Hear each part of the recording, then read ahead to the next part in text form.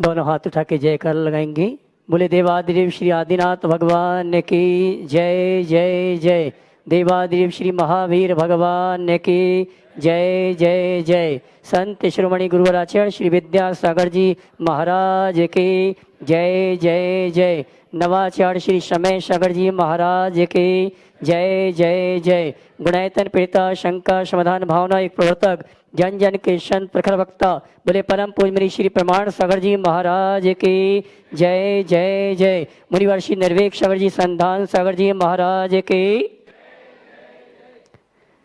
देवी अहिल्या की नगरी मालवा की शान इंदौर के प्रजापिता ब्रह्म कुमारी ईश्वरी विश्वविद्यालय से सायंकालीन शंका समाधान का कार्य में हम और आप अपनी शंकाओं का समाधान प्राप्त करें। उसके पूर्व जिनवाणी चैनल के माध्यम से जिस कार्यक्रम को घर में बैठ के देख को सुन रहे हैं और यहाँ पर उपस्थित समस्त श्रावक श्राविकाओं के साथ प्रजापिता ब्रह्म कुमारी ईश्वरी विश्वविद्यालय की समस्त साधिकाओं का धर्म प्रभावना समिति सकल जैन समाज इंदौर हार्दिक अभिनंदन स्वागत करता है।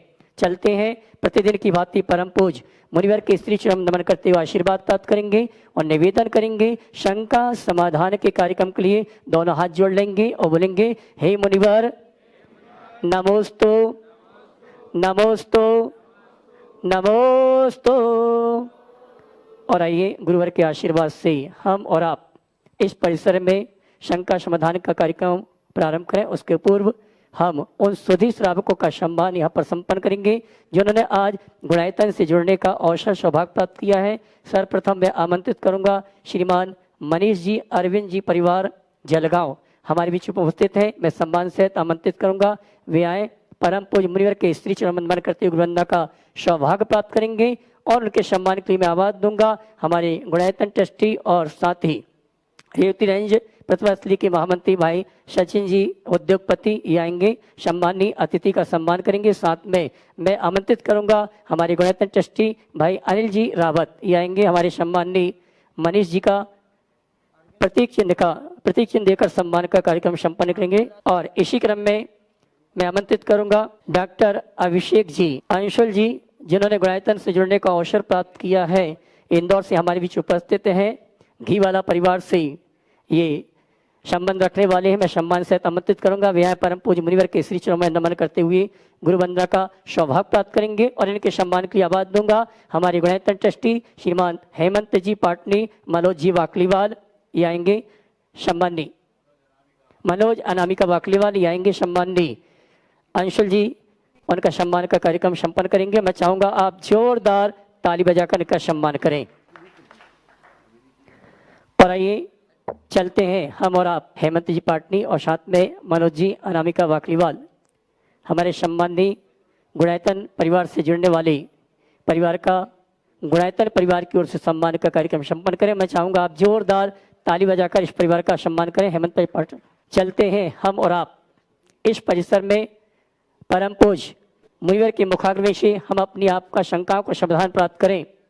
उसके लिए आप सभी को जोड़ने के लिए जो हमारा सहयोग प्रदान करते हैं ऐसे मुनिवर संधान सागर जी महाराज से निवेदन करूंगा शंका समाधान के कार्यक्रम के संचालन के लिए दोनों हाथ उठा के जयकारा लगाएंगे। बोले परम पूज्य मुनि श्री प्रमाण सागर जी महाराज की। आज ब्रह्म कुमारी आश्रम का बहुत पुण्य है कि गुरु चरण यहाँ पर पड़े और शंका समाधान का ये सत्र आज यहाँ हो रहा है। अपन चलते हैं गुरु चरणों में नमोस्तु निवेदित करते हुए आज प्रथम प्रश्न के लिए आमंत्रित कर रहा हूँ अपने बीच में गुणायतन के शिरोमणि संरक्षक अनुभव जी सराफ राजकुमारी सराफ आज जिनका जन्मदिन भी है पूरे परिवार के साथ में यहाँ पर है जो गुणायतन के प्रचार मंत्री भी हैं। एक बार जोरदार तालियों से उनका सम्मान कर दें। और धर्म प्रभावना समिति के रानी जी दोषी वहीं जाकर राजकुमारी अशोक जी रानी जी दोषी वहीं जाकर सम्मान कर देंगे। गुरुजी चरणों में बारंबार नमोस्तु वंदन। आज मेरा जन्मदिन है जैसा गुरुदेव ने बताया। मैं खूब आशीर्वाद तो रहता ही है आपका और पुनः बारंबार अनंत बार नमोस्तु वंदन करते हुए और जीवन को आगे अब मैं और कैसे व्यवस्थित करूं इतना मतलब 50 इयर्स का हो गया हूँ गुरुदेव, आगे का जीवन मुझे कैसे ढालना है एक अच्छे तरीके से गुरु और बताएं, वो पूरा परिवार उसका अनुसरण करे, साथ में मैं सहयोग दूं, मुझे भी सहयोग मिले, इस भावना के साथ गुरु इस बात को आप विस्तृत बताइए। देखिए, आपने अपने 50 पूरे किए। अगर यथार्थ तो देखा जाए तो जीवन 50 साल छोटा हो गया। और आपने पूछा आगे मैं क्या करूं, तो आपके माध्यम से मैं सबको एक संदेश देना चाहता हूं। 50 कैसे बनता है? जब 5 पर शून्य लगता है, समझ गए? तो अब 50 के हो गए। आज से तय करो कि आज से मुझे 5 चीज़ों को शून्य करना शुरू करना है, तब 50 का मतलब शुरू होगा। 5 चीज़ें क्या शून्य करना है? सभी 50 पार वालों को मैं ये संदेश देना चाहता हूँ। सबसे पहले अहंकार शून्य। क्या करो? अब अहंकार को धीरे धीरे शून्य करने का लक्ष्य बनाइए। उसी अनुरूप अपना पुरुषार्थ जगाइए कि अब मुझे अपने अहंकार को धीरे धीरे 0 पर ले आना है। आज से शुरू करोगे तो धीरे धीरे घटते घटते घटते घटते वानप्रस्थी जीवन आते आते आप अपने आप को इस बीमारी से बचा सकोगे। दूसरी बात है अधिकार शून्य। अब लक्ष्य बनाना है कि मुझे अब आधिपत्य नहीं, मालकियत की भावना से अपने आप को मुक्त करना है। और अब घर में मालिक की भांति न रहकर मेहमान की भांति रहने का लक्ष्य करना है। अभी से सोचोगे तब आने वाले 10 सालों का ये कार्यक्रम दे रहा हूँ। 50 से 60 साल तक में इन सबको शून्य कर लो और फिर घर में मालिक की तरह रहने की जगह मेहमान की तरह रहना शुरू करो। समझ गए? अंधकार को शून्य करो। अंधकार अब जीवन की समझ आ जाना चाहिए, मोहांधकार मिट जाना चाहिए और फिर जिजीविषा को मोड़ने का प्रयत्न करना चाहिए। समझ गए? फिर है अंगीकार शून्य, अर्थात अभी तक मैंने अपने लिए बहुत कुछ किया, अब मैं अपने लिए नहीं जीऊँगा, परमार्थ के लिए जीऊँगा। अब अपने लिए अंगीकार नहीं करना। धीरे धीरे लक्ष्य को ये बनाइए। 50 की उम्र को पार करते ही विस्तार रोकना चाहिए और अपने आत्मा के उद्धार के रास्ते को अंगीकार करना चाहिए। और अलंकार शून्य। अब थोड़ा तड़क भड़क नहीं, सादगी से रहने का अभ्यास बनाइए। ये 5 बातों को शून्य कर दो तो जिंदगी पूर्ण हो जाएगी। समझ गए? फिर आप अपना जीवन बहुत व्यवस्थित जीते हुए उस रूप में जी सकोगे जिसके लिए जीवन मिला है। तो अभी से ये लक्ष्य रखो, कहीं ऐसा न हो कि हम आए और इस दुनिया से यूं ही चले गए। हम आए तो ऐसा न जाए, नरभव को सफल बना करके जाए।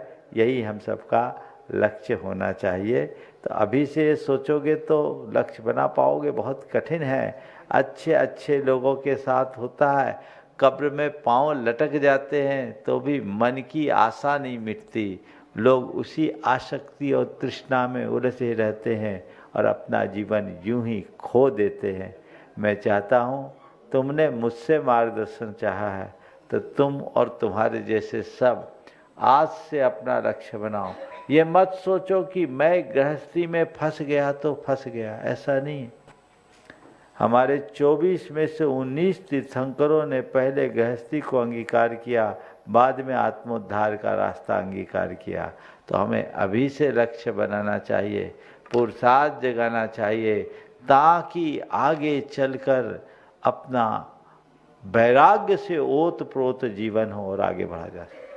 जी गुरुदेव, पालन करूंगा गुरुदेव। हाँ, आज अपने बीच में खंडेलवाल महिला महासभा की अध्यक्षा साधना दड़ड़े जी अपनी पूरी टीम के साथ में यहाँ पर उपस्थित हैं। अपना प्रश्न करें और उसके बाद में इस चातुर्मास में जिन्होंने अपना भरपूर सहयोग दिया और पंच कल्याण में माता पिता बनने का सुअवसर प्राप्त किया है, ऐसे अनिल अर्चना जी रावत, रावत परिवार है और जो गुणायतन के ट्रस्टी भी है।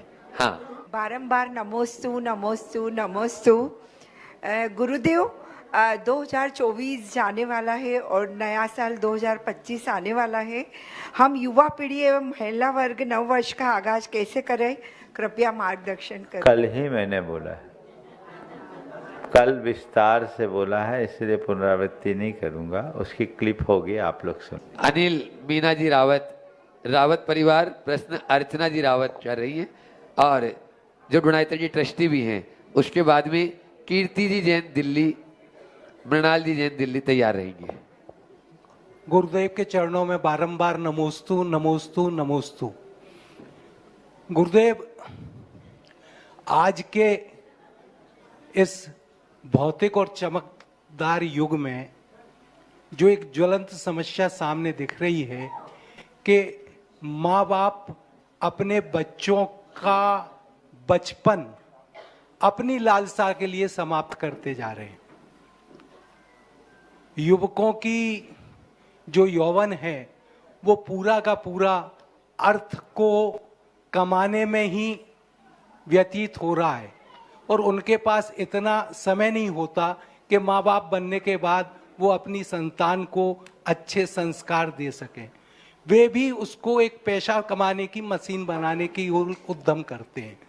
तो गुरुदेव, ये जो विकट रूप इस सदी में हम सभी देख रहे हैं, उसके लिए परिवार दोषी है, माता पिता व्यक्ति दोषी है या समाज दोषी है? गुरुवर कृपया समाधान करें। देखिए, आज के समय में सारे सामाजिक मूल्य अर्थ प्रधान हो गए और एक धारणा बन गई कि अर्थ है तो अर्थ है, अन्यथा सब व्यर्थ है। अर्थों प्रधान इस मनोवृत्ति के कारण सारी दुनिया पैसे के पीछे भागती है, जिसे हम कहते उपभोक्तावादी मनोवृत्ति, वो बहुत तेजी से विस्तार पा रही है। ऐसे समय में ये सब चीज़ें तभी नियंत्रित हो सकेगी जब लोगों के हृदय में आध्यात्मिक क्रांति जगेगी, वे आध्यात्मिक विचारधारा से भर करके जिएंगे।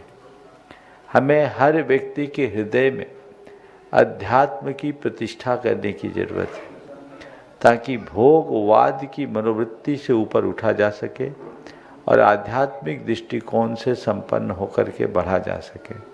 आज हम लोग बातें बड़ी बड़ी कर लेते हैं, लेकिन सोच तो अंततः वहीं जा कर के टिकती है और ऐसी सोच से फिर अच्छे परिणाम नहीं निकलते। हमें सोच के स्तर को बदलने के लिए सतत प्रयत्न करने की आवश्यकता है। नमोस्तु गुरु, नमोस्तु।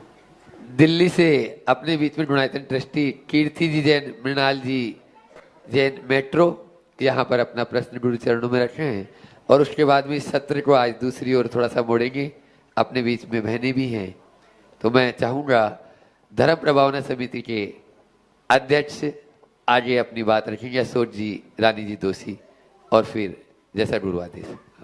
नमोस्तु भगवान, नमोस्तु महाराज श्री, सभी छुल्लक महाराज जी को एक शामी। गुरुदेव, लॉ ऑफ अट्रैक्शन को अपने जीवन में प्रयोग करने के लिए ग्रेटिट्यूड के साथ एप्रिसिएशन पर भी जोर दिया जाता है, ऐसा मैंने साइकोलॉजी में पढ़ा। गुरुदेव, हम अपने व्यवहार में तो अपने आसपास वालों को अप्रिशिएट करते हैं, पर गुरुदेव जब सुबह उठकर हम भगवान के प्रति या प्रकृति के प्रति आभार व्यक्त करते हैं तो भगवान के एप्रिसिएशन में किन 4 उत्कृष्ट वाक्यों को हम प्रयोग कर सकते हैं? मार्गदर्शन दी।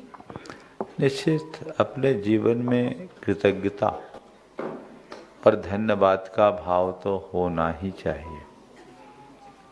ये तभी संभव है जब हम अपने जीवन में प्रकृति और पूरे संसार के द्वारा मिलने वाले योगदानों को समझ सके। तो हम पर बहुत बड़ा योगदान है प्रकृति का, सारी व्यवस्था का।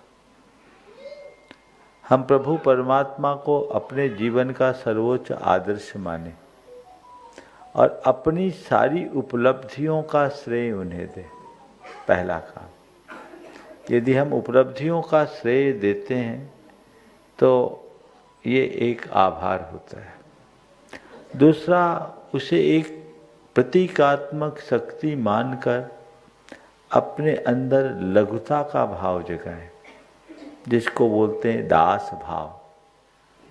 तो ये लघुता का भाव यदि हृदय में जागता है तो हमारा अहंकार और हमारी आसक्ति दोनों मिट सकती है। तो हम लघुता का भाव अपने मन में रखें।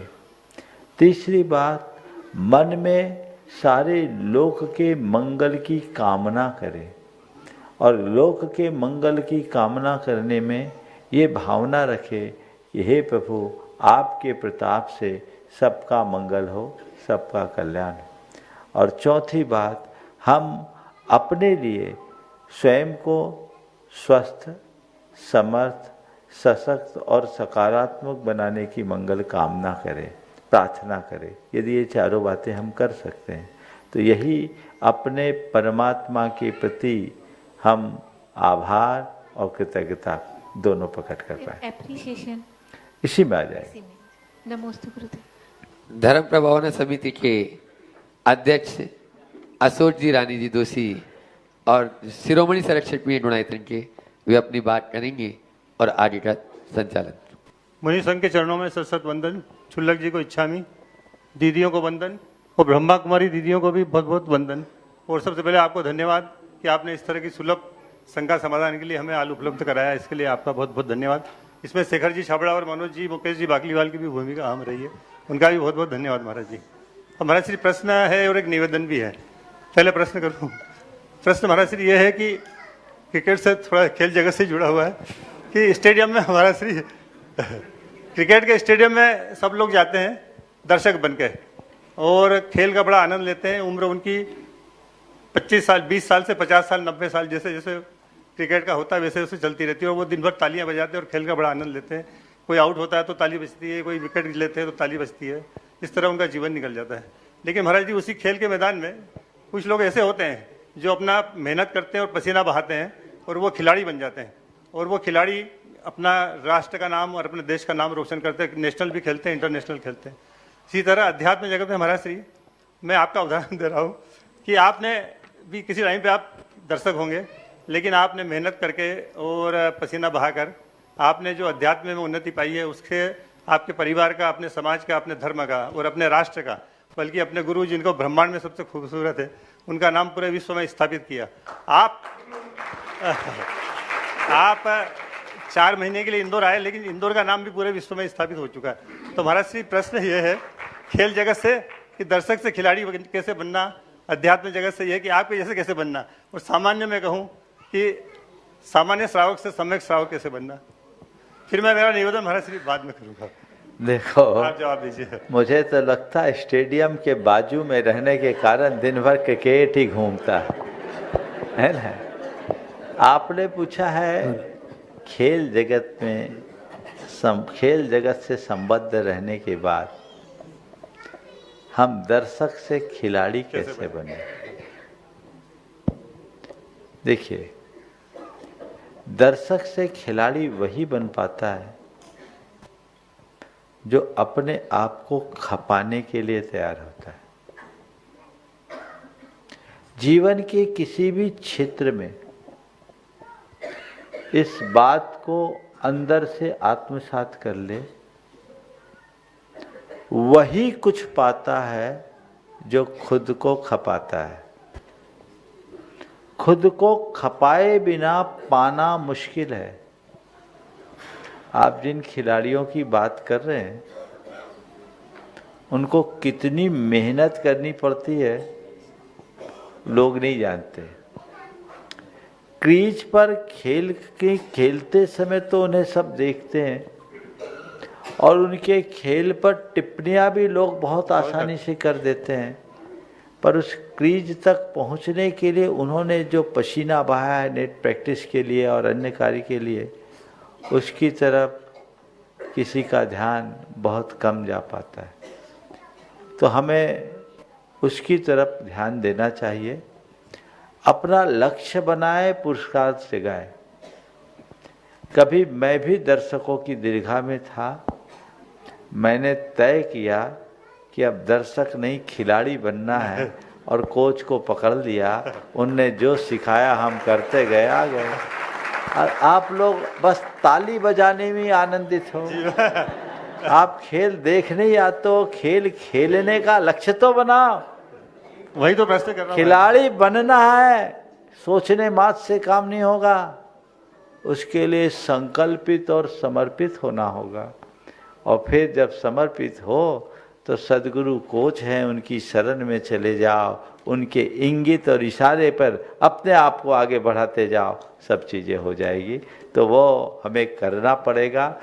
बात गांठ में बांधने की है कि बातों से जीवन आगे नहीं बढ़ता। जीवन आगे तभी बढ़ता है जब हम उसमें जुटते हैं, अपने आप को अंदर से पूरी तरह जोड़ दें, जिससे जीवन को आगे बढ़ाया जा सके। महाराज जी, दूसरा निवेदन ये है कि महाराज श्री धीरेन्द्र जी कासलीवाल और प्रमोद जी कासलीवाल, विकास जी कासलीवाल, कमलेश जी कासलीवाल, विभा जी कासलीवाल, इंदिरा जी कासलीवाल, सब आपके दर्शन हेतु पिछले 4 महीने से आ रहे हैं। और वो लगातार एक आशीर्वाद आपसे चाहते हैं और एक वो भी चाहते हैं कि कुछ ऐसा हमें दे दें। जैसे कासलीवाल परिवार का, हुकुमचंद जी कासलीवाल परिवार का नाम तो पूरा इंदौर से है। इंदौर उनके नाम से ही जाना जाता है। होलकर और हुकुमचंद 2 नाम से इंदौर जाना जाता है महाराज जी। तो ये परिवार आज यहाँ उपस्थित है और आपसे कुछ आशीर्वाद विशेष चाहता है। तो मैं निवेदन करूंगा, कृपया सब लोग खड़े हो जाएं और अभी नहीं, आप महाराज से पहले आशीर्वाद दे दें, उसके बाद। देखिए, ये बात बिल्कुल सही है कि कासलीवाल परिवार और उस परिवार के मूल आधार सरसेठ हुकुमचंद जी कासलीवाल, उन्होंने इंदौर के लिए बहुत कुछ दिया है, बल्कि इंदौर के वो गॉड फादर रहे। और न केवल इंदौर के, अपितु संपूर्ण समाज के कल्याण में उनका बहुत बड़ा योगदान रहा है। इसके विषय में जितना कहा जाए उतना कम है। और आज वही कासलीवाल परिवार उनके ही पद चिन्हों पर चलते हुए, अभी बताऊंगा तब, वही कासलीवाल परिवार उनके ही पद चिन्हों पर चलते हुए आगे बढ़ रहा है। अभी कुछ दिन पहले, लगभग 2 महीना हो गया, धीरेन्द्र जी कासलीवाल अपने भाइयों के साथ आए और मुझसे एक भाव व्यक्त किया कि महाराज जी, हमने सुना है कि आप यहाँ बच्चों के लिए छात्रावास खुलवाने की भावना रखते हैं। तो महाराज, हमारी एक छोटी सी भावना है, यदि आपका आशीर्वाद मिले तो हम लोग उससे बहुत कृतार्थ होंगे। मैंने पूछा क्या है? बोला महाराज जी, जौहरी बाग का नशिया हमारे दादा परदादा ने बनवाया, 100-125 वर्ष हो गए उसको, और इतने वर्षों से वो चलता रहा। वहाँ छात्रावास ही चलता है। अभी भी आचार्य श्री के आशीर्वाद से वहाँ एक छात्रावास संचालित है।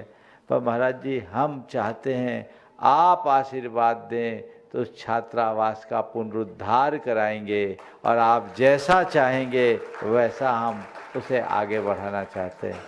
मैंने कहा, इससे अच्छी बात और क्या होगी। मुझे बहुत प्रसन्नता है। मैं चाहूँगा एक बार धीरेन्द्र जी, प्रमोद जी, कमलेश जी और जो युवराज जी वगैरह पूरा परिवार मंच पर विकास जी पूरा परिवार मंच पर आ जाए, पूरे परिवार के साथ आ जाए। और इन्होंने जो भाव व्यक्त किया है वो बहुत प्रशंसनीय भाव है, अनुकरणीय भाव है। इन्होंने कहा, हमें तो कुछ नहीं चाहिए, केवल आपका आशीर्वाद चाहिए। हाँ, आपने भाव रखा है कि यहाँ छात्रावास खुलना चाहिए, तो उस छात्रावास के पुनरुद्धार का पूर्ण संकल्प कासलीवाल परिवार ने धीरेन्द्र जी के नेतृत्व में किया है। मैं चाहूँगा एक बार जोरदार करतल ध्वनि से सभी लोग इसकी अनुमोदना कीजिए। जो 100 छात्रों की व्यवस्था वहाँ रहेगी और उसकी शुरुआत अभी है, उसके पूरे पुनरुद्धार का उपक्रम होगा। और इन्होंने ये तय किया है कि महाराज श्री, आप जैसा चाहेंगे आपके भावों के अनुसार, आपके आशीर्वाद के अनुसार हम लोग अपने पूरे परिवार के साथ संकल्पित है इस कार्य को संपन्न करेंगे। मुझे बेहद प्रसन्नता है, इन्होंने खुद आगे आकर के ये कार्य किया है और मैं समझता हूँ इनका ये प्रयास गुणायतन के संकल्प को आगे बढ़ाने का आधार है। इसलिए आज इनका सम्मान गुणायतन परिवार की ओर से यहाँ होना चाहिए। इंदौर समाज तो करेगी, लेकिन अभी एक कड़ी चूँकि गुणायतन के संकल्प से जुड़ी है, इसलिए गुणायतन के जितने शिरोमणि संरक्षक यहाँ उपस्थित है वे सब आए और परिवार का पूरा जोरदार करतर ध्वनि से एक बार धीरेन्द्र जी के पूरे परिवार का सम्मान करें। जो भी है आ जाइए सब। मुकेश जी, आशीर्वाद। मनोज जी, हाँ, हेलो, बिलाला जी, हाँ दोषी जी, जी, अशोक जी दोषी, मुकेश जी गोदा पाटोदी, जी, मनोज जी, मुकेश जी और आज भागीवाल, संयोग से बाहर से भी आनंद गोदा। आनंद जी अपने गोदा। अनेक शिरोमणि संरक्षक है। विनोद अशोक जी सेठी कोलकाता से और अनुभव जी शराफ और राजेश जैन पुणे, वे भी आए और इनका सत्कार गुणायतन की ओर से करें। इनके सम्मान के लिए अशोक जी रानी दोषी, मुकेश जी पाटोदी, मनोज जी, मुकेश जी बाकलीवाल, आनंद जी गोदा, अनुभव जी शराफ, अशोक जी सेठी कोलकाता और राजेश जी पूना और साथ में राजेश जी ग्वालियर और सुनील जी बिलाला, ये सभी सम्माननीय हमारे धर्म प्रमाण समिति और गुणायतन परिवार के सदस्य और श्रीमती कीर्ति जी मृणाल एवी अजावे हमारे गुणायतन परिवार की ओर से काशीवाल परिवार का सम्मान करने के लिए तालियां तो आपकी बजना चाहिए, जिन्होंने बहुत ही उत्कृष्ट कार्य किया है। इन्होंने मुझसे कहा है कि महाराज जी 100 छात्रों के लिए सारी सुविधाओं से युक्त है, आप चाहेंगे वैसा हम तैयार कराएंगे। ये बहुत बहुत प्रशंसनीय कार्य है। हम और इसी कार्य के लिए बहुत उत्तम भाव आज इस परिवार के द्वारा यहाँ पर प्रकट हुआ है और इसी कार्य के कल मैंने आपसे कहा था कि नसिया जी में कुछ विशिष्ट कार्य होना है और हम उसी विशिष्ट कार्य को संपन्न कराने के लिए आगामी 26 तारीख को जो भगवान पार्श्वनाथ का जन्म और तप कल्याणक है, चंदा प्रभु भगवान का भी जन्म और तप कल्याणक है और नसिया जी पार्श्वनाथ भगवान का ही क्षेत्र है, उनके ही क्षेत्र में ये कार्य होगा। मुझे पक्का विश्वास है कि सर सेठ हुकुमचंद जी ने जो बीजारोपण किया 125 साल से वो फल रहा है और अब जो होगा वो भी आने वाले 100 सालों तक फलता फूलता रहेगा और उनकी यादों को तरोताज करता रहेगा। मैं पूरे परिवार को आशीर्वाद देता हूँ कि उसी आदर्श का अनुकरण करते हुए आप ऐसे ही आगे बढ़ते जाए। ये आप सबके अभ्युदय का एक सबल निमित्त बना है और इन्हें प्रतीक चिन्ह देने के लिए मैं चाहूँगा हमारी गुणायतन की शिरोमणि संरक्षक बहन सुनीता भी आ जाए, वो अपने ये बहुत अच्छा सुयोग रहा इस चातुर्मास में। जिस मोहता भवन में हमारा चातुर्मास संपन्न हुआ वह भी इनके समधि की ही जगह थी।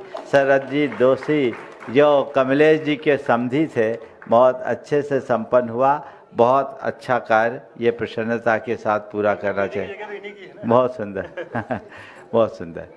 अब बंधुओं, इसके साथ ही जैसा आप सबको बताया गया, आगामी 30, 31 और 1 तारीख को गोमटगिरी में एक विशेष आयोजन है।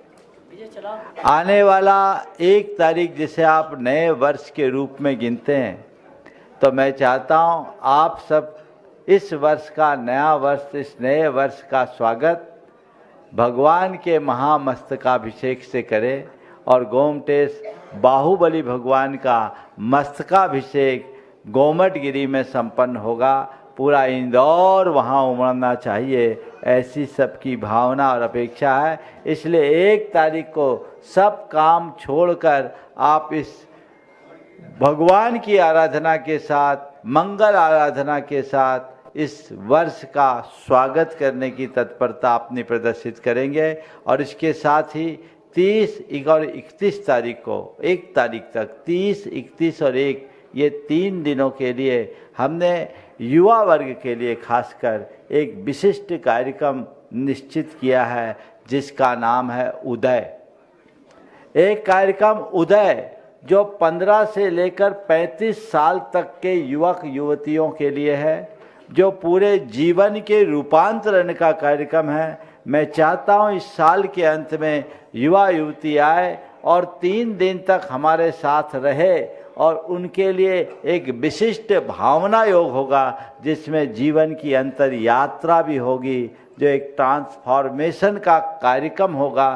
तो इस उदय का कार्यक्रम में 15 से 35 साल के युवक युवतियों को स्थान है, जो उनको 3 दिन वहीं रहना होगा, और संख्या मात्र 200, 300 की व्यवस्था है, 300 की सीमा है। और 300 जो पहले आ जाए वो पहले पाले, उसकी रजिस्ट्रेशन की प्रक्रिया चालू हो गई है। अभी भैया जी उसके बारे में बता देंगे।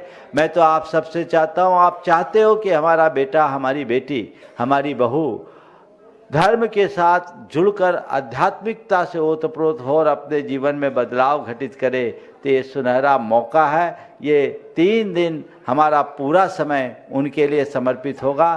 तो 30 और 31 तारीख को भावना योग में केवल वे ही रहेंगे, और 1 तारीख को प्रातः 8 बजे से पहले भावना योग होगा, और उसके बाद 9 बजे से भगवान का 9:30 बजे से भगवान का महामस्तकाभिषेक होगा। तो ये कार्यक्रम है। उस 8 बजे के भावना योग में कोई भी आ सकते हैं, उसके लिए कोई रजिस्ट्रेशन की व्यवस्था नहीं है। लेकिन 30 और 31 तारीख के इस भावना योग में बच्चे रजिस्टर्ड हों और वो आए और अपने जीवन के लिए कुछ नया सूत्र पाए। ये संदेश आज से ही सब जगह पहुंचा देना चाहिए, क्योंकि अंत में ये कार्यक्रम निश्चित हुआ। हम बहुत दिनों से सोच रहे थे, निमित्त नहीं मिला था, लेकिन अब निमित्त बन गया। संख्या तो और भी बढ़ाई जा सकती थी, लेकिन अभी उपलब्ध सुविधा के अनुसार इतनी ही संख्या है। अगर और व्यवस्थाएं बन जाएगी तो उसकी सूचना आपको बाद में दी जाएगी। लेकिन इस कार्यक्रम से जुड़कर सभी अपना कार्यक्रम आगे बढ़ाएंगे। बस रजिस्ट्रेशन की बात जोड़ दीजिए। सभी के लिए सूचना है, प्रमाणिक ऐप में ऑनलाइन रजिस्ट्रेशन प्रारंभ हो चुका है। आप लिंक में जाके सीधे रजिस्ट्रेशन करके इस भावना के कार्यक्रम से जुड़ सकते हैं। और जो मुनिवर ने 1 तारीख को पूरा ओपन भावना योग की चर्चा की है, मैं ये कहना चाहूँगा, भावना योग के पश्चात वहाँ पर मस्तकाभिषेक होगा और संपूर्ण जैन समाज की भोजन व्यवस्था भी गोमाट गिरी ट्रस्ट कमेटी द्वारा रखी गई है। मैं चाहूँगा 1 तारीख का आगाज हम और आप भगवान के मस्तकाभिषेक के इशारे प्रदान करें, और वेबसाइट में भी आप जाके सीधे रजिस्ट्रेशन करा सकते हैं। मात्र 1100 रुपये की राशि है। और आइए मैं उन्हें आमंत्रित करूंगा जिनके परिसर में हम और आप ये आयोजन संघ का समाधान का कार्यक्रम कर रहे हैं। प्रजापिता ईश्वरी ब्रह्म कुमारी ईश्वरी विश्वविद्यालय की जो इंदौर जोन की डायरेक्टर हैं हेमलता दीदी, साथ में अनीता दीदी, उषा दीदी, शकुंतला दीदी, उनको मंच में आमंत्रित करूंगा, वे आएँ और हमारे धर्म भावना समिति गुणायतन परिवार का सम्मान स्वीकार करें। हेमलता दीदी इंदौर जोन डायरेक्टर, अनीता दीदी, उषा दीदी और शकुंतला दीदी, जिन्होंने हमारी इस निवेदन को स्वीकार करते हुए यहाँ पर संघ का समाधान करवाने का अवसर हमें प्रदान किया। मैं सम्मान से आमंत्रित करूंगा और इनके सम्मान के लिए आमंत्रित करूंगा हमारी श्रीमती रानी जोशी जी, रजनी जी, श्रीमान M.K. जैन साहब, रेखा जी छावड़ा, ये सभी आएंगे, शेखर जी छावड़ा, मनोज जी वाकलीवाल, मुकेश जी वाकलीवाल आ जावे, जिनके अथक प्रयास से हमें इंदौर जोन डायरेक्टर के माध्यम से ये स्थान संघ का समाधान के लिए प्राप्त हुआ। मैं चाहूँगा जोरदार ताली बजाकर इन सभी का सम्मान करें। और मैं चाहूँगा हेमलता दीदी से, जो कि इंदौर जोन के डायरेक्टर हैं, ये इनका परिचय आपको बता दूं, जब हमने मोहतब भवन में कार्यक्रम किया था तो यहाँ के प्रतिनिधि के रूप में आप वहाँ पर पहुँची थी हेमलता दीदी। उनके सम्मान में जोरदार ताली बजाकर उनका सम्मान करें। और मैं चाहूँगा अपने परिवार की ओर से 2 शब्द। ओम शांति। आज इस ज्ञान शिखर के परिसर में आए हुए सभी जैन संत गुरु महाराज जी, सभी का हम बहुत दिल के हृदय से स्वागत करते हैं, सम्मान करते हैं। आपने यहाँ आकर इस पवित्र स्थान को और भी पवित्र बनाने में हमें बहुत सहयोग दिया है। हम आपका दिल से सम्मान करते हैं। ओम शांति। और मैं चाहूँगा श्रीमती रानी जी दोषी, रजनी जी, कल्पना जी वाकलीवाल, ये सभी आएँ और सम्माननीय इस परिवार का सम्मान का कार्यक्रम संपन्न करें।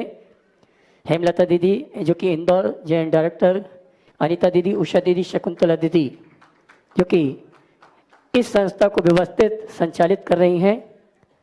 और मैं हमारे गुणायतन परिवार के सभी सदस्यों से चाहूँगा गुणायतन की अनुत्तरी देकर सम्मान का कार्यक्रम संपन्न करें।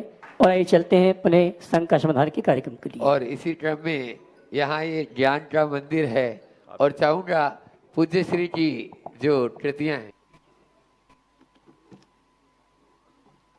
और आज गुरु चरणों को अब कोलकाता और गुवाहाटी के पूर्वांचल की उस धरा की ओर ले जाने के लिए आज काफी संख्या में भक्तजन यहाँ पर उपस्थित हैं। मैं देख रहा हूँ अशोक जी सेठी, वीरेंद्र कुमार जी सराव जी जो दिगंबर जैन पंचायत के मंत्री हैं गुवाहाटी के, ऐसे वीरेंद्र कुमार जी सराव जी और उस अशोक जी सेठी कोलकाता जो शिरोमणि संरक्षक गुणायतन के, सभी गुवाहाटी वाले कोलकाता वाले एक साथ खड़े हो जाएंगे और एक प्रश्न गुरु चरणों में कर लेंगे। आप लोग जोरदार तालियों से उनका स्वागत अभिनंदन कर देंगे। अशोक जी सेठी अपना प्रश्न कर रहे हैं। नमोस्तु गुरुवर, नमोस्तु गुरुवर। आवाज नहीं आई। नमोस्तु गुरुवर। ओम ओम बोलो जल्दी। हाँ, कलकत्ता वालों की स्टाइल है महाराज जी, मैं कुछ भी नहीं कर सकता हूँ। विनोद जी काला ये समय कम है, प्रश्न कर लो जल्दी। हाँ, जल्दी। एक मिनट विनोद जी, वीरेंद्र जी। नमोस्तु गुरुवार। गुरुवार आज हम लोग का ऐसा कैसा पुण्य का उदय आया है कि हम लोग नागपुर से, कलकत्ते से, अहमदाबाद से, सूरत से, गुवाहाटी से, विभिन्न क्षेत्रों से आपका दर्शन का सौभाग्य प्राप्त हुआ है और संघ का समाधान देखने का भी सौभाग्य प्राप्त हुआ है। तो मेरा यह प्रश्न है, क्या हम लोग का यह पिछले जन्म का कोई कर्म का आया है कि हमको यह संघ का समाधान एक साथ देखने का सौभाग्य प्राप्त हुआ है, जबकि बहुत से व्यक्ति ऐसे हैं जो जिनको मैं पहली बार मिल रहा हूं या पहली बार ही कि उनके साथ में यहाँ ट्रेवल कर रहा हूं। तो जरूर हम पिछले जन्म का हम सभी का पुण्य का उदय होगा कि आपका दर्शन करने का मैं सौभाग्य प्राप्त हुआ है। पिछले जन्म का कर्म के कारण आए या नहीं आए, पर इस जन्म में जो कर्म कर रहे थे उसको छोड़े तब आप आए हो, ये तय है। समझ गए। चलिए मनोज जी, मुकेश जी बाटलीवाल, शिरोमणि संरक्षक गुणायतन, वे अपना प्रश्न पूरे परिवार के साथ में यहाँ पर उपस्थित है और उनकी भी प्रबल भावना कि गुरुचरण इधर आए, ऐसी भावना के साथ में वे अपना प्रश्न कर रहे हैं और उसके साथ में उसके बाद में तैयार रहेंगे शेखर जी छाबड़ा सवाल करो अपने परिवार के साथ में। तीनों महाराज जी के चरणों में नमोस्तु नमोस्तु नमोस्तु। क्षुल्लक महाराज जी के इच्छामी इच्छामी, दीदी को जय जिनेन जय जिनेन। महाराज श्री, जीव सिद्धांत, कर्म सिद्धांत और अध्यात्म का हमारे जीवन में क्या महत्व है? कहा जाता है कि इन तीनों के बिना जीवन की व्यवहारिक क्रिया एवं मोक्ष मार्ग समीचीनता नहीं आती। कृपया समाधान देकर मार्ग प्रशस्त करें। बिल्कुल, जीव सिद्धांत को नहीं जानेंगे तो अहिंसा का अनुपालन नहीं कर पाएंगे। जीव विज्ञान हमें होना चाहिए, कहाँ किस प्रकार से कैसे जीवों की उत्पत्ति होती है, ये समझ, ये जानकारी अगर ना हो तो हम कैसे आगे बढ़ेंगे। कर्म सिद्धांत को हम नहीं समझेंगे तो कर्म कांड से नहीं बच पाएंगे।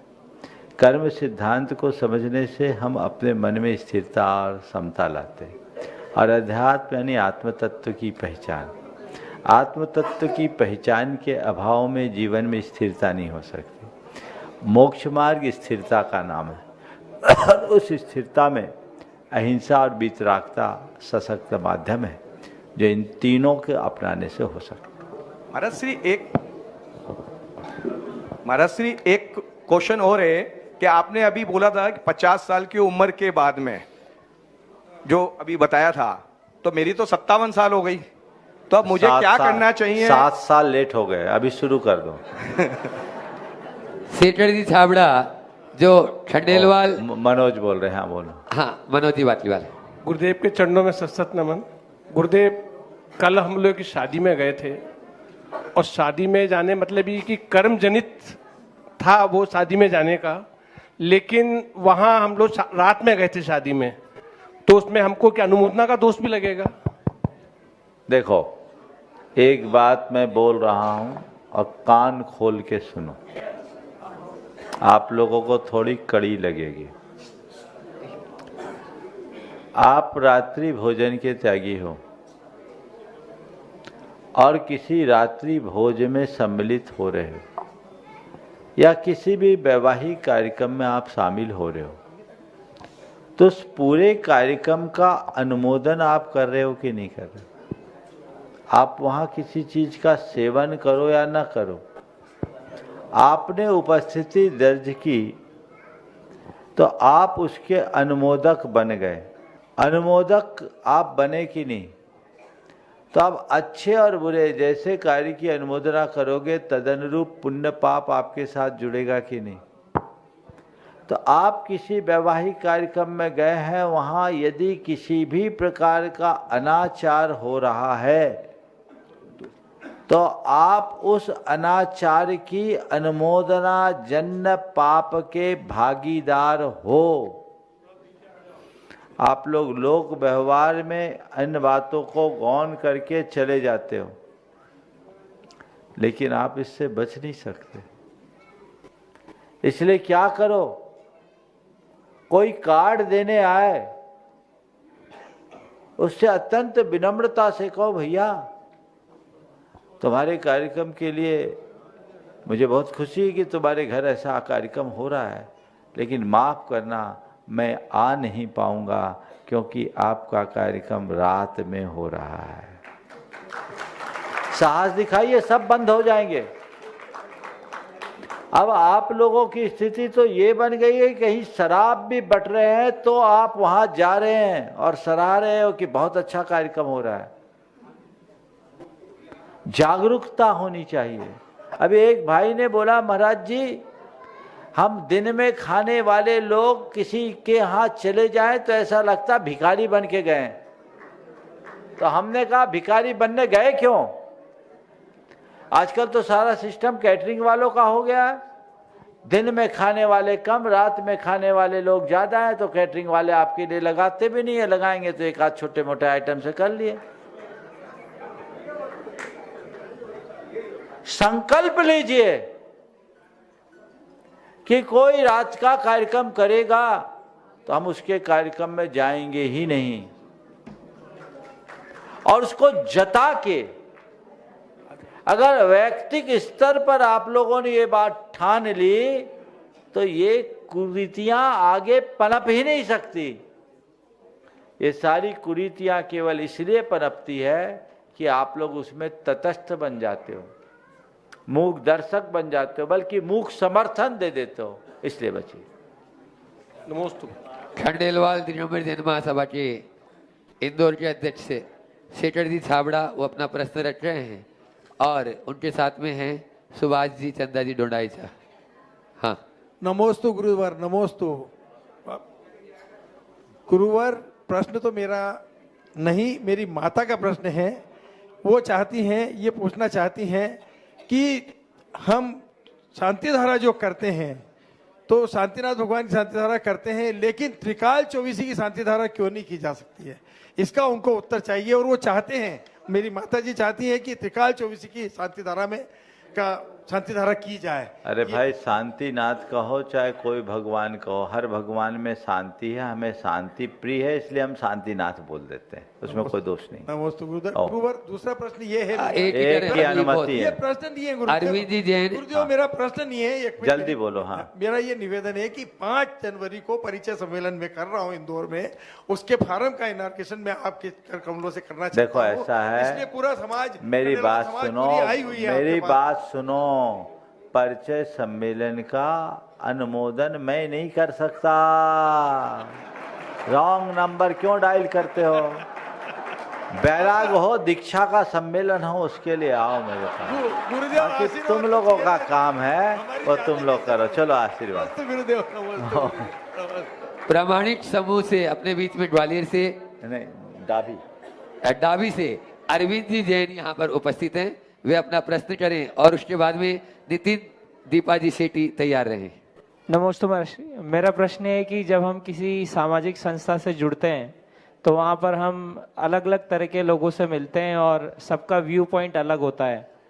तो कई बार लोगों को हमारा काम पसंद आता है और कई बार लोगों को लगता है कि इसको वाहवाही मिल रही है, तो एक वो जो फीलिंग होती है तो उससे फिर मेरे मन में ऐसा लगता है कि शायद मुझे उनके रास्ते से हट जाना चाहिए।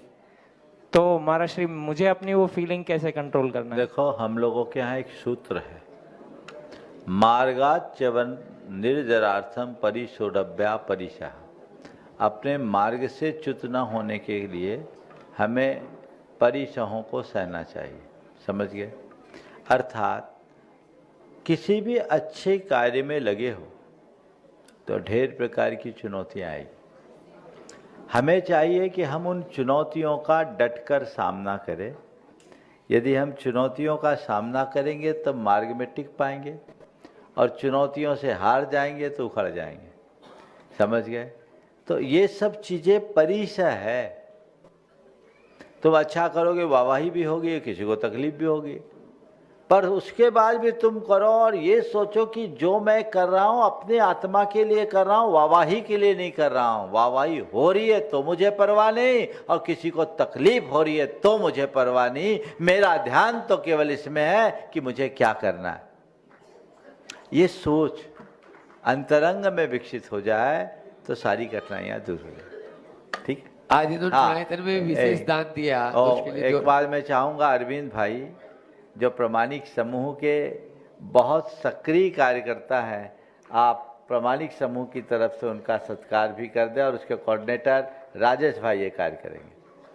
अगला प्रश्न नितिन जी दीपाजी सेठी, बिना नमोस्तुरी चलने जल्दी, और उसके बाद में ममता मनीष जैन पारोला महाराष्ट्र, जो आज गुणायतन संबंध हुए हैं लेकिन अभी वो आगे और 8 सीढ़ी चढ़े हैं, आगे की पूरी सीढ़ियां चढ़ना है। श्री गुरुदेव के चरणों में कोटि कोटि श्री गुरुदेव के चरणों में कोटि कोटि नमस्तु नमस्तु नमस्तु। सभी क्षुल्लक महाराजों को इच्छामी इच्छामी इच्छामी।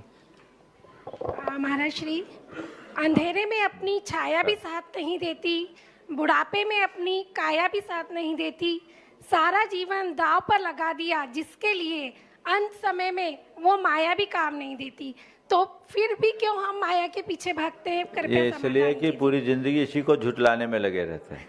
समझ में आ जाए तो मोह माया में नहीं फंसेंगे। चलिए आगे। ममता मनीष जी जैन पारोला महाराष्ट्र, और उसके बाद में राजेश जी जैन ग्वालियर तैयार रहे। महाराज श्री के चरणों में बारंबार नमोस्तु, एल्लक श्री के चरणों में इच्छामी। महाराज जी, मेरा प्रश्न यह है कि ऐसा कहते हैं कि समाधि मरण के बाद 6-7 भव में ही मोक्ष हो जाता है, पर पार्श्वनाथ भगवान के जीव को हाथी के भव में समाधि मरण किया था, तो फिर उनका तो 9वां भव हुआ, तो वो कैसे?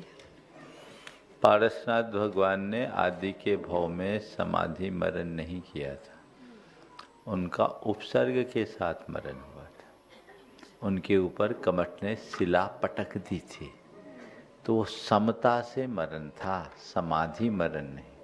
समझ महाराज जी सुनो जो बोल रहा हूँ, लेकिन उस समता का परिणाम ऐसा निकला कि 10वें भाव में वो तीर्थंकर बन गए। तो ये एक बहुत बड़ी साधना थी, और फिर वो पीछे मुड़ के नहीं देखे। उनकी अगर देखा जाए तो समाधि 4 भाव पहले हुई, उससे पहले तो लगातार उन पर उपसर्ग हुए।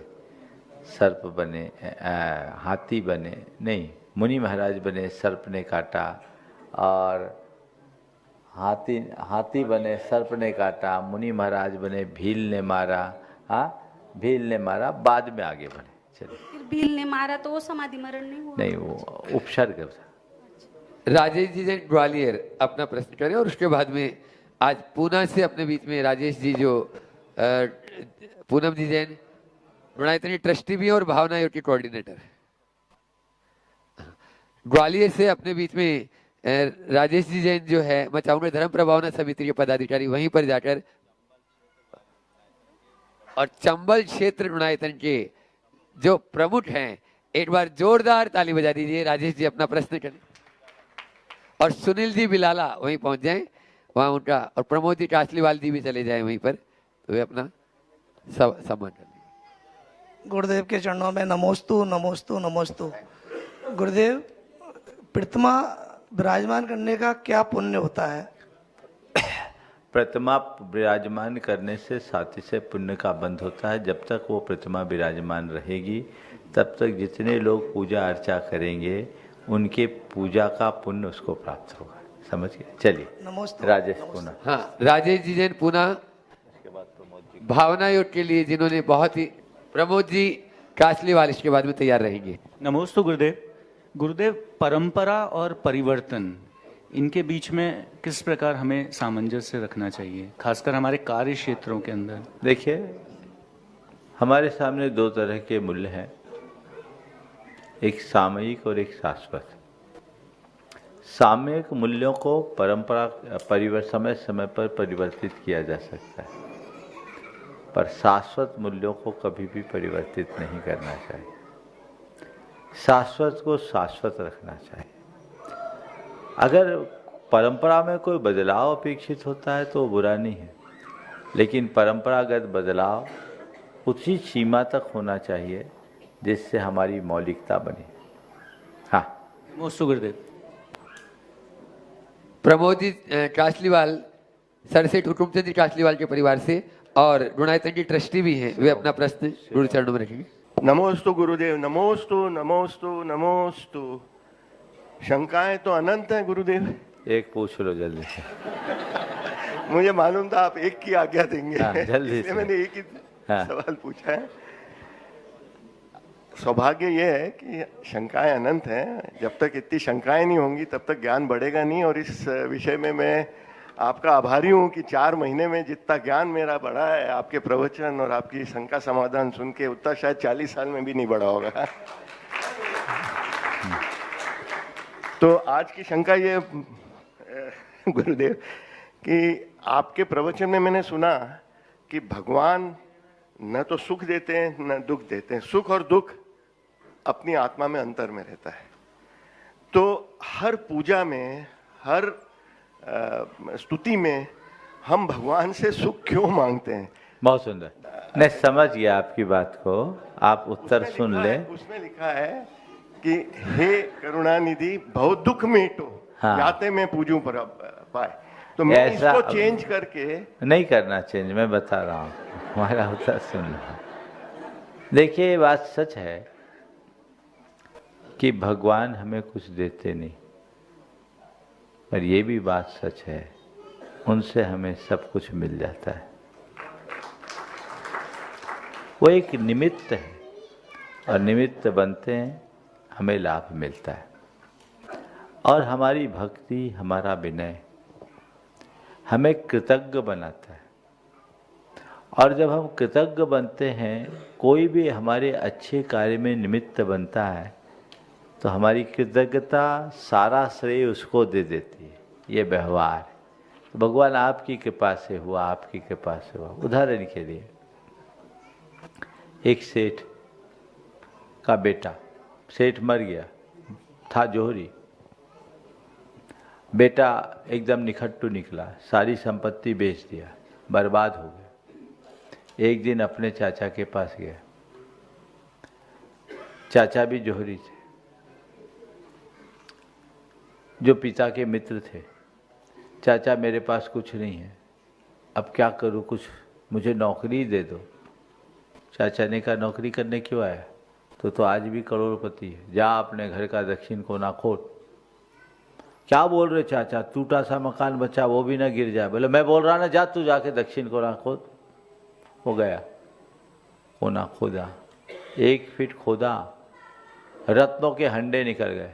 अरे चाचा, क्या बात है, आपने तो निहाल कर दिया, आपने माला माल कर दिया, आपने तो भंडार दे दिया। धन्य हो चाचा, धन्य हो चाचा, ये सब आपकी देन, ये सब आपकी देन, ये सब आपकी देन। ऐसा बोलते हैं कि नहीं? बोलो चाचा ने दिया था क्या? चाचा ने वहाँ कुछ भंडार रखा है? भंडार तो रखा था, उनने केवल इंगित किया। ऐसे ही न भगवान देते हैं न सदगुरु देते हैं, वे केवल इंगित करते हैं कि खजाना तेरे भीतर है, तू उसे पहचान, और सब काम हो जाता है। इसलिए गुरुदेव ने बहुत अच्छी बात कही है अपने हाइकू के माध्यम से। गुरु ने मुझे प्रकट कर दिया, दिया दे दिया, बस वो दिया है, एक प्रकाश है, बहुत उत्तम। तो आज मैं देख रहा हूँ इस सभा में मयंक बड़जात्या जो पुणे से है, कल जिनकी चर्चा हुई थी और उन्होंने शंका समाधान में सुना और आज अपनी हाजिरी यहाँ पर दे दी। एक बार मंच पे आए और भक्तामर पर इन्होंने बहुत अच्छा काम किया है और इन्होंने अनेक पुस्तकें लिखी है और ये बड़े साइंटिस्ट हैं। जर्मनी में जाकर इन्होंने शोध किया है और भक्तामर के माध्यम से कैंसर जैसी असाध्य बीमारी की भी चिकित्सा करते हैं। ये ज्योमेट्रिकल वास्तु के विशेषज्ञ हैं, इनकी क्लासेस भी चलती है और मैगजीन भी ये प्रकाशित करते हैं। और आप सबके लिए विशेष बात यह है कि आपके ही नगर के हैं और इन्होंने क्षमा पर एक पुस्तक लिखी जो पिछले दिनों यहाँ आकर के विमोचित भी हुई थी। आज अपनी कुछ बात वो कहना चाहेंगे तो 2 मिनट कह सकते हैं। गुरुदेव के सानिध्य में और गुरुदेव के गाइडेंस में मैंने भक्तांबर पे रिसर्च की थी 10 साल पहले।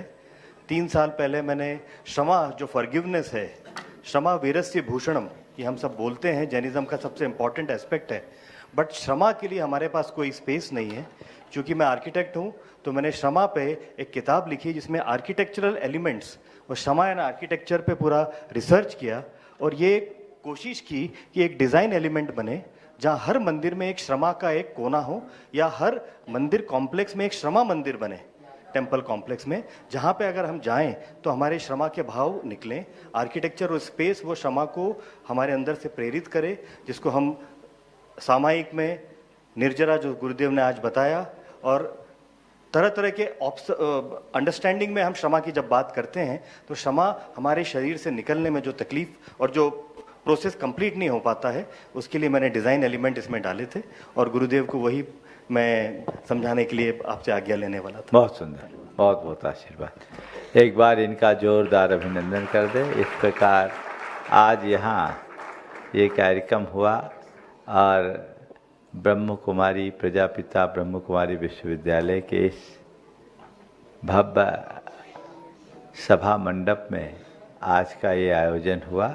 निश्चित ये हम सबको एक अच्छी ऊर्जा की प्रेरणा देने वाली है और हम सब ऐसे ही सकारात्मक दिशा में चले इस भाव के साथ। यहीं पर विराम। बोलिए परम पूज्य आचार्य गुरुवर श्री विद्यासागर महाराज।